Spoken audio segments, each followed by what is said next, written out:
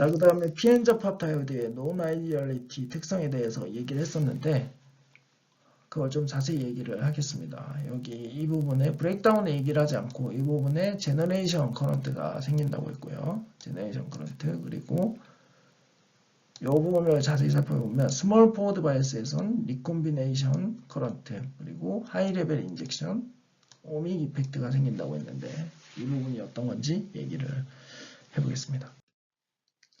자, 일단 제너레이션 리콤비네이션 프로세스가 뭔지에 대해서 한번 얘기를 해보겠습니다.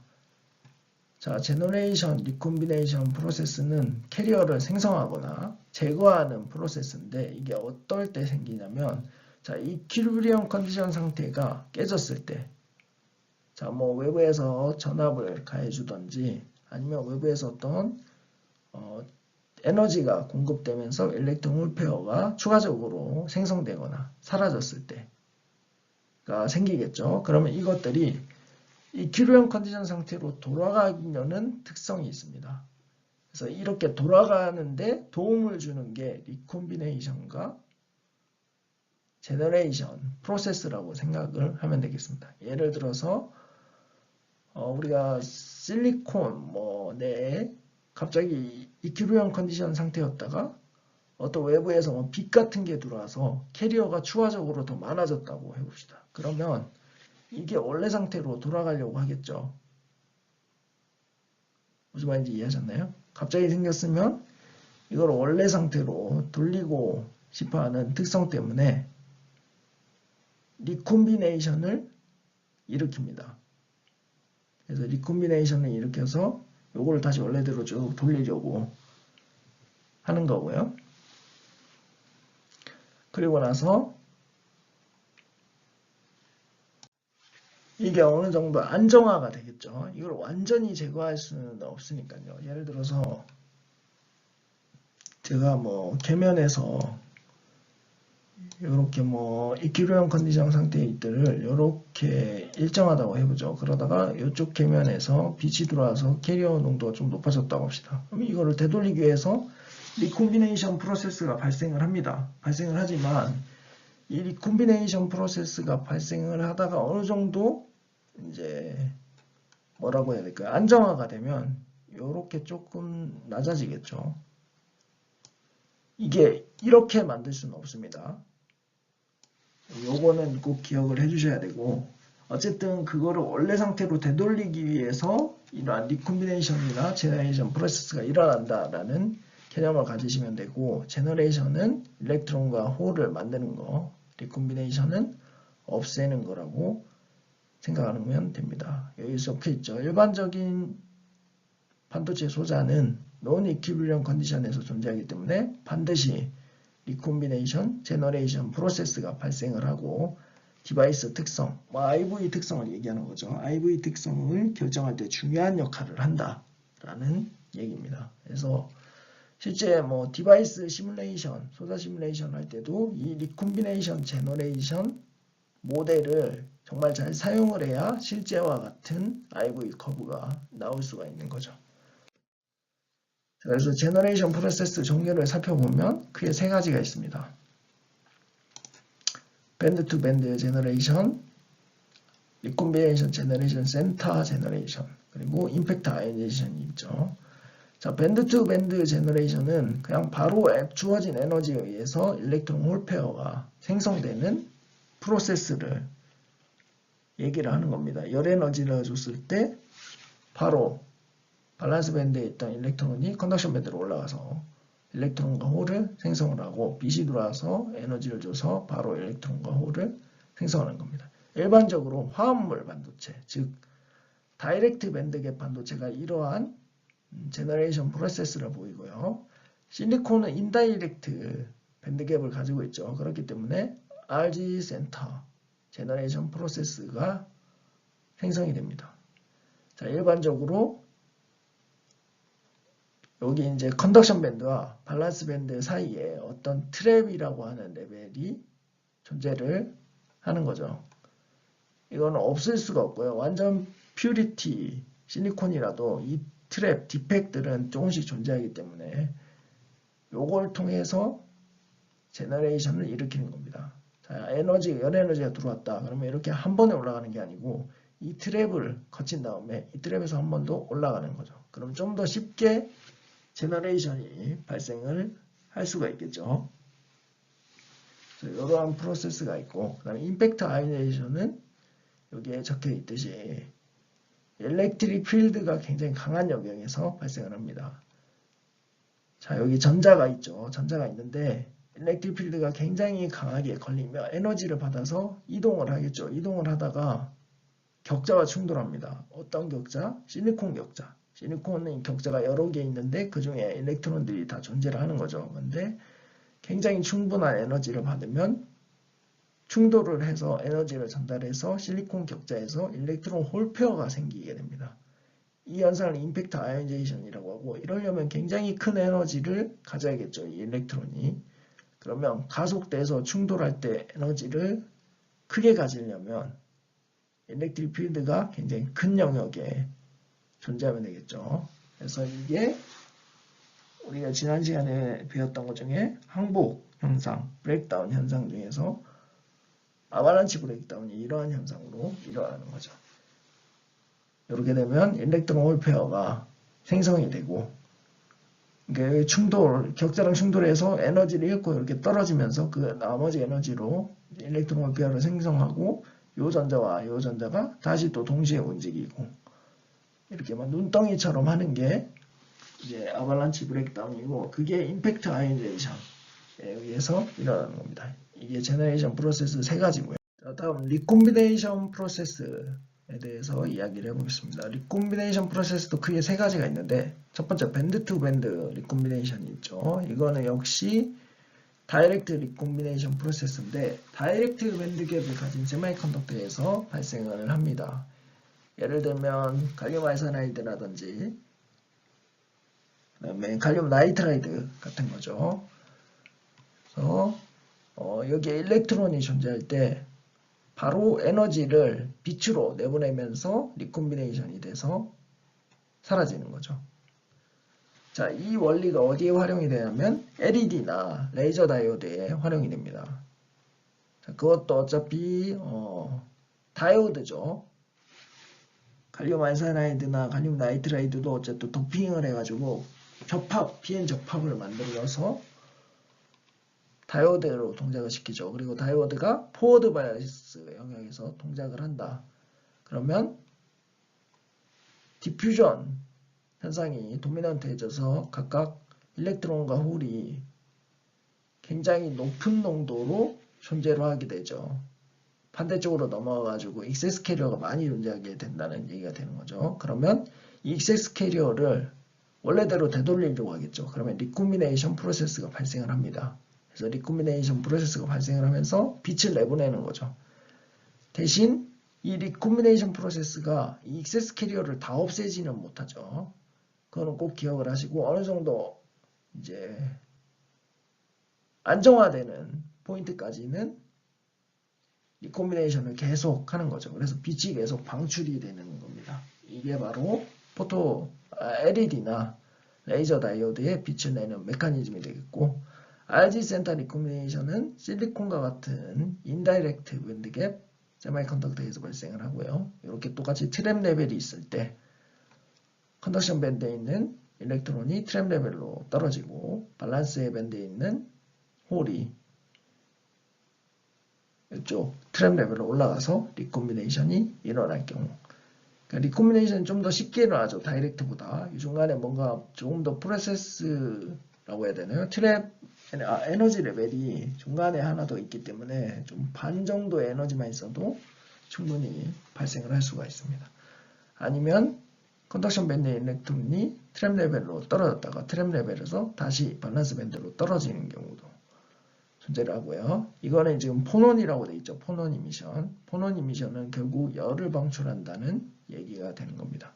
결국 리콤비네이션을 하게 되면 에너지를 잃게 되기 때문에 이 에너지가 다른 어떤 걸로 방출이 돼야 되죠. 그래서 다이렉트 밴드 갭은 빛으로 방출하고 인다이렉트 밴드 갭은 열로 방출을 하는 겁니다. 자, 마지막 오제 리콤비네이션이죠. 오제 리콤비네이션은 인다이렉트 리콤비네이션 프로세스인데 어떨 때 많이 생기냐?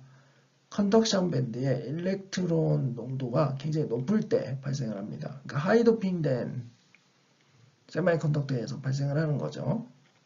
자, 일반적으로 하이 도핑된 세미컨덕터 모스펫을 보면 소스 드레인 부분이 되겠고요. pn 접합에서도 굉장히 높은 레이어를 만들 수 있죠. B타입, N타입 중에 한 가지 영역을요. 자, 오제 리콤비네이션은 쉽게 말하면 다이렉트 리콤비네이션, 즉 밴드 투 밴드 리콤비네이션 프로세스와 폰온을 만들어내는 프로세스가 동시에 일어나는 거라고 생각을 하면 되겠습니다. 자, 여기에 컨덕션 밴드에 일렉트론이 엄청나게 많아서 바로 옆에 붙어 있다고 생각을 해봅시다. 농도가 많아서. 그러다가 이 일렉트론이 리콤비네이션을 일으킵니다. 다이렉트 리콤비네이션을 일으킬 때 이 에너지를 바로 옆에 있는 열로 방출을 하긴 하겠지만 바로 옆에 있는 일렉트론에 전달하는 거죠. 그럼 이 일렉트론은 그 에너지를 받아서 이렇게 높은 에너지 상태로 올라갑니다. 그러면 높은 에너지 상태에서 자꾸 원래 낮은 에너지 상태로 내려가려고 하겠죠. 그러면서 자꾸 에너지를 이렇게 잃습니다. 이때 에너지를 어떻게 방출하냐? 열로 방출을 하는 거죠. 그러고 나서 원래 상태로 돌아옵니다. 그래서 이 두 가지 프로세스가 다 들어있는 게 오제 리콤비네이션이라고 생각을 하면 되겠습니다. 자, 그래서 PN 정션 다이오드를 한번 다시 살펴보죠. 포워드 바이어스와 리버스 바이어스일 때 캐리어 분포를 살펴보도록 하겠습니다. 먼저 포워드 바이어스를 보면 여기 보이시죠? 지금 마이너리티 캐리어 농도가 굉장히 높은 걸 알 수 있습니다. 그 이유는 요걸로 설명할 수 있죠. 이 일렉트론들이 디퓨전에 의해서 P타입 세미컨덕터로 넘어가죠. 그렇기 때문에 이 액세스 캐리어가 굉장히 많이 존재를 하죠. 그럼 무슨 현상이 발생을 할까요? 그렇죠. 리콤비네이션 현상이 발생을 하겠죠. 그래서 리콤비네이션 현상이 발생하는 거고, 여기 보면 살짝 올라간 게 보이시죠? 요거 올라간 거는 차지 뉴트럴리티를 맞추려고, 그러니까 여기 이만큼 올라간 차지 뉴트럴리티를 맞추려고 이렇게 변화가 나타난 겁니다. 근데 상대적으로 여기서는 크게 보이지만 이 변화값이 실제로는 굉장히 작기 때문에 살짝만 올라간 거고요.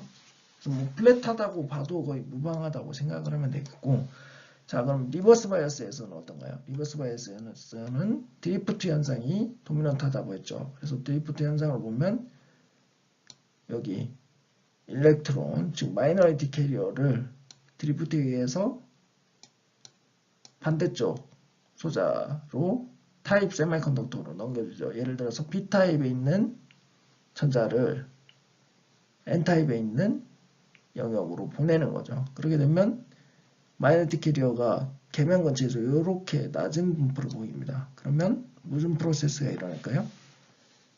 안정화시키기 위해서 제너레이션 프로세스가 일어나겠죠. 요거를 조금이라도 높이기 위해서.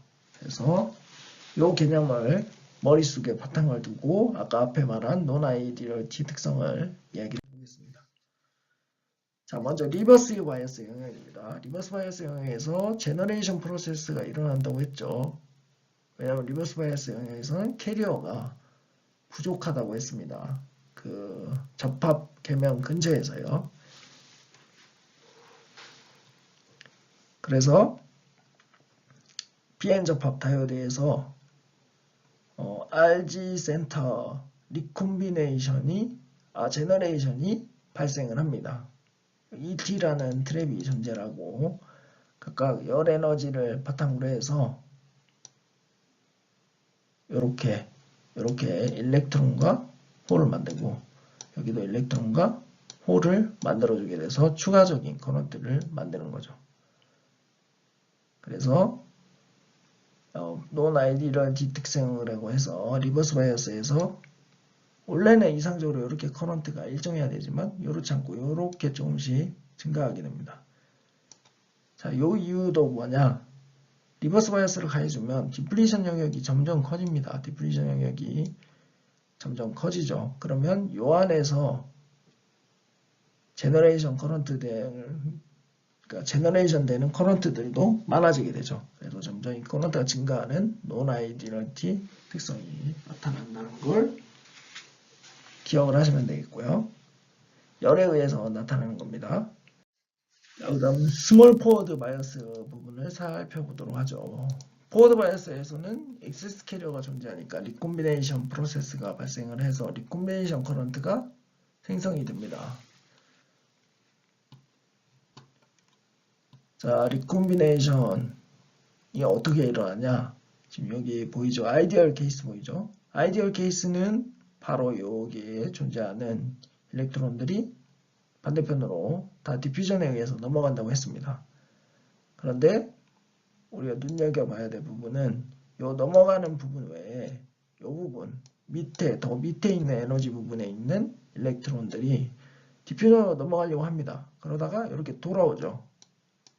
돌아오는데 이 돌아오는 과정에서 ET라는 트랩 레벨에서 리콤비네이션을 일으키는 겁니다. 이것도 똑같이 이렇게 돌아오죠. 돌아오다가 몇몇 캐리어들이 가운데 만나서 리콤비네이션을 하는 거죠. 그러면 리콤비네이션 커런트 성분이 더 추가로 생기죠. 근데 이 커런트가 디퓨전 커런트 성분보다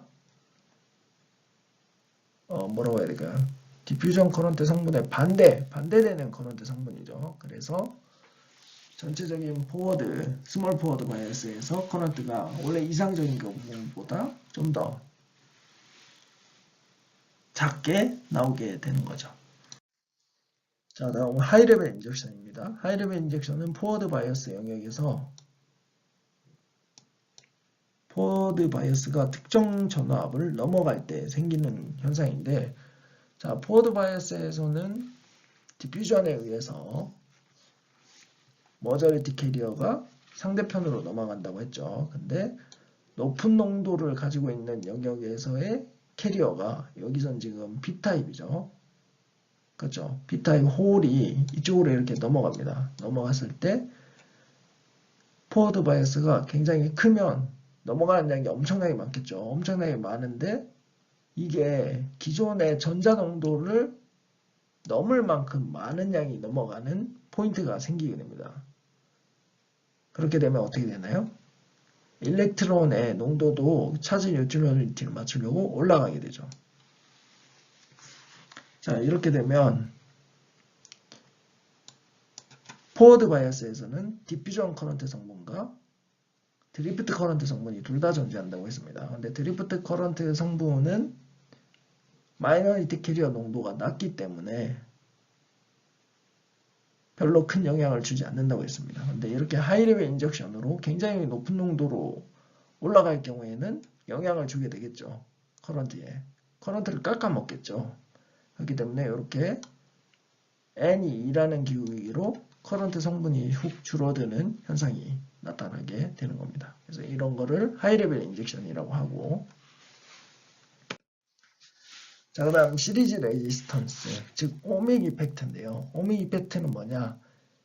비엔 접합을 만들어줬을 때 우리가 커런트가 여기서 이렇게 디퓨전 되고 반대로 드리프트 되는 커런트에 의해서 토탈 커런트가 결정이 된다고 했습니다. 하지만 이 중에서도 포워드 바이어스에서는 디퓨전 커런트에 의해서만 커런트가 결정이 되죠.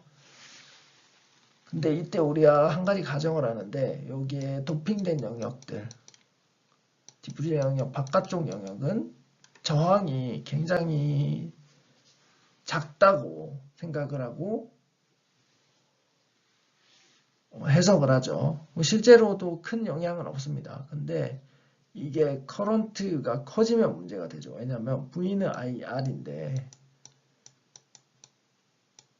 이 저항값이 작다고 해봅시다. 작으면 커런트가 뭐 어느 정도일 때는 괜찮습니다. 근데 포워드 바이어스를 엄청나게 많이 걸어서 커런트 값이 엄청 커진다.